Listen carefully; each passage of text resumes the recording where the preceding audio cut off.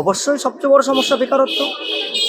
আজকে রাজ্য থেকে যেই জায়গাটাতে আমাদের কর্মসংস্থানের প্রয়োজন, কাজের প্রয়োজন, যারা যারা আমরা শিক্ষিত বেকার যুবক হয়ে আমরা বসে আছি, যেখানে কাজের প্রয়োজন সেখানে দাঁড়িয়ে আমাদের ভাতার মধ্যে আমাদের ঠেলে দেওয়া হচ্ছে।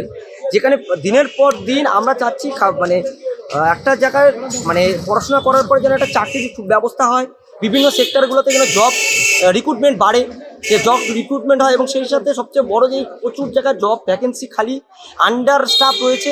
কিন্তু দিনের পর দিন আমরা দেখতে পাচ্ছি, আমরা যারা পরীক্ষার্থীরা আমরা পড়াশোনা করছি, আমরা প্রিপেয়ার হচ্ছি, পরে শুনতে পাচ্ছি সেটা কোশ্চেন ফাঁস হয়ে যাচ্ছে।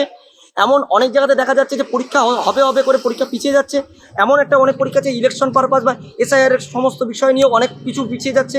এবং দিন প্রতিদিন আবার যারা যারা চাকরি পাচ্ছে তাদের আবার কি দেখা যাচ্ছে, তারা বিভিন্ন জায়গাতে মানে ভুলভাবে তারা সেইখানে চাকরিতে প্রবেশ করে তারা সেই তাদের চাকরি থেকে তাদের চাকরি হারাতেও হচ্ছে।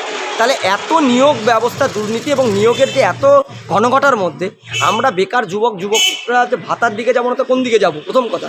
আর ভাতা কি আমাদের কোনো অধিকার? নিশ্চয়ই তাও নয়। ভাতাটা তো আমাদের কিছু এখন বর্তমানে যা পরিস্থিতি চলছে, ভাতা ছাড়া উপায় পাচ্ছি না আমরা। সেই সুবাদে আমাদেরকে আস্তে আস্তে করে আমাদের রাজ্য সরকার ভাতার দিকে ঠেলে দিচ্ছে।